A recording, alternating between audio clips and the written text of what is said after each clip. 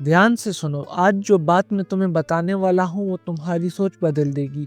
हम सब एक झूठ के साथ बड़े होते हैं कि सिस्टम स्ट्रांग है, लीडर्स कॉम्पिटेंट हैं, जब इमरजेंसी होगी कोई ना कोई आकर हैंडल कर लेगा।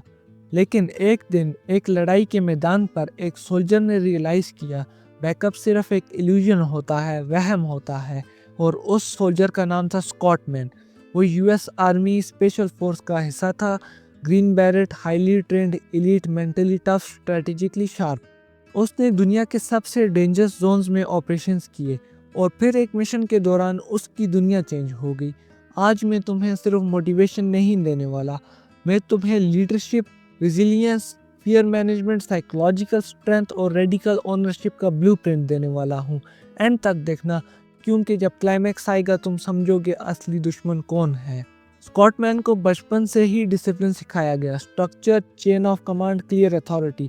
मिलिट्री का सिस्टम सिंपल होता है, rank decides responsibility, order flow downward, backup always available. एक दिन अफगानिस्तान में क्रिटिकल मिशन था, हाई रिस्क और हॉस्टाइल टेरिटरी। प्लानिंग में कमी लग रही थी, सपोर्ट प्रॉमिस था, एयर कवर शेड्यूल था, कम्युनिकेशन सिक्योर थी। लेकिन बैटलफील्ड थ्योरी और रियलिटी में फ़र्क होता है। मिशन स्टार्ट हुआ, ग्राउंड रियलिटी अनप्रेडिक्टेबल थी, कम्युनिकेशन ब्रेक हो गया, सपोर्ट में डिले आ गया, दुश्मन ने अनएक्सपेक्टेड मूवमेंट स्टार्ट कर दी। और उस मूवमेंट में स्कॉट को रियलाइज हुआ, जब तुम ग्राउंड पे हो तुम ही हो। वो मूवमेंट सिर्फ फिजिकल डेंजर नहीं था, वो साइकोलॉजिकल ब्रेकडाउन का मूवमेंट था। क्योंकि जब सिस्टम फेल होता है तो तुम्हारी इंटरनल स्टेबिलिटी टेस्ट होती है। यहाँ से बुक का पहला मेजर प्रिंसिपल स्टार्ट होता है, psychological resilience, physical strength. Scott explain करता है कि लड़ाई के मैदान पे सर्वाइवल सिर्फ वेपन से नहीं होती, सर्वाइवल माइंडसेट से होती है। रिजिलियंस का मतलब फियर का ना होना नहीं, रिजिलियंस का मतलब फियर के बावजूद एक्शन लेना। फियर ऑटोमेटिक है, कॉरेज इंटेंशनल है। बुक में एक इम्पॉर्टेंट पॉइंट है, हमारे ब्रेन में एक पार्ट होता है फियर सेंटर। जब थ्रेट डिटेक्ट होता है, हार्ट रेट इंक्रीज होता है, विजन क्लियर नहीं होता, डिसीजन पैरालिसिस हो जाता है, इमोशनल हाईजैकिंग होती है। इससे कहते हैं फियर सेंटर हाईजैक। स्कॉट ने रियलाइज किया, बैटलफील्ड पे लोग गोली से पहले अपने फियर से हारते हैं और डेली लाइफ में भी सेम होता है। प्रेजेंटेशन का फियर, बिजनेस स्टार्ट करने का फियर, रिजेक्शन का फियर।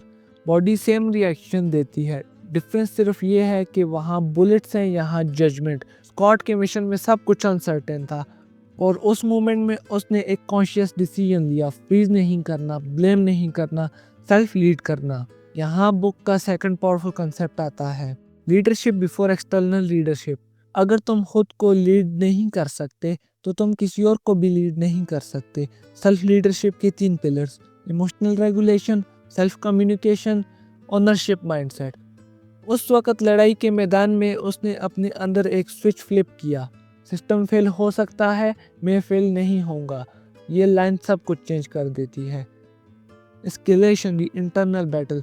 मिशन खत्म हुआ, टीम सरवाइव कर गई, लेकिन असल फाइट बैटलफील्ड के बाद शुरू हुई। स्कॉट घर आया, लेकिन मेंटल वॉर खत्म नहीं हुई।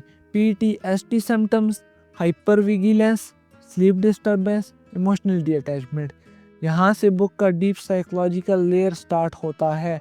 वो कहता है, रियल एनिमी कभी एक्सटर्नल नहीं होता, वो इंटरनल नैरेटिव होता है। अगर तुम अपने आप से कहते हो मैं हेल्पलेस हूँ, मैं विक्टिम हूँ, सिस्टम ने मुझे फेल किया, तो तुम अपने ब्रेन को पावरलेस कर देते हो। लेकिन अगर तुम कहते हो मैं रिस्पॉन्सिबल हूँ, मैं अडॉप्ट कर सकता हूँ, मैं ग्रो करूँगा, तो तुम न्यूरोप्लास्टिसिटी को एक्टिव करते हो। ब्रेन अडॉप्टेबल है, माइंडसेट डिलिब्रेट होना चाहिए। Radical ownership. बुक का क्लाइमैक्स एक सिंपल सेंटेंस में है, nobody is coming to save you. ये होपलेस स्टेटमेंट नहीं है, ये एम्पावरिंग स्टेटमेंट है।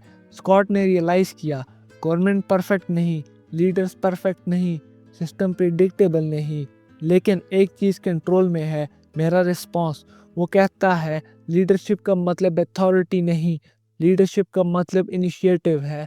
जब क्राइसिस होते हैं लोग कंफ्यूज हो जाते हैं, और उस मूवमेंट में जो बंदा खड़ा हो जाए वही असल लीडर है। स्कॉट ने कॉर्पोरेट वर्ल्ड में भी सेम पैटर्न देखा, लोग वेट करते हैं, बॉस डायरेक्शन दे, मार्केट इंप्रूव हो, इकोनॉमी स्टेबल हो, लेकिन जो बंदा एक्शन लेता है वही ग्रो करता है। अकाउंटेबिलिटी का मतलब 100% responsibility without 0% excuses.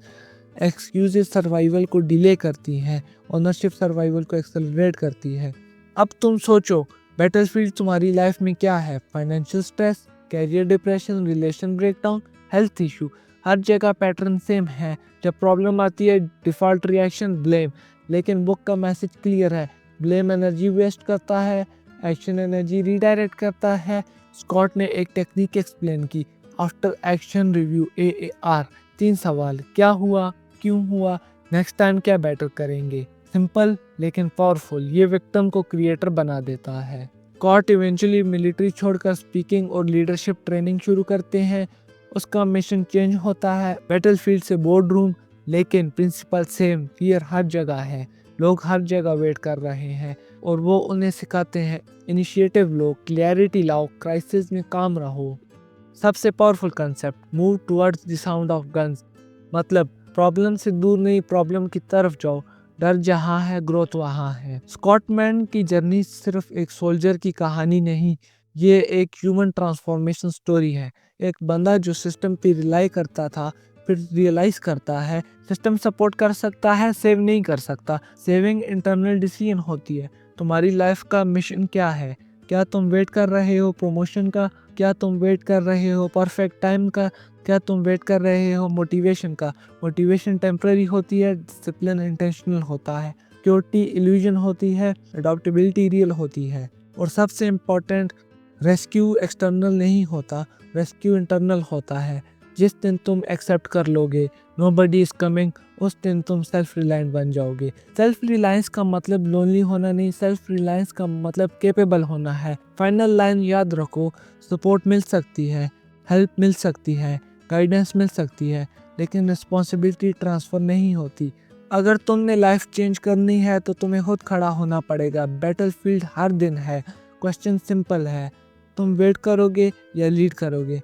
Nobody is coming to save you। और यही तुम्हारी सबसे बड़ी स्ट्रेंथ है। और अभी तक आप ये वीडियो देखते रहे तो चैनल को सब्सक्राइब करें ऐसी ही और वीडियोस देखने के लिए, और वीडियो को लाइक करें, अपने फ्रेंड्स के साथ शेयर करें।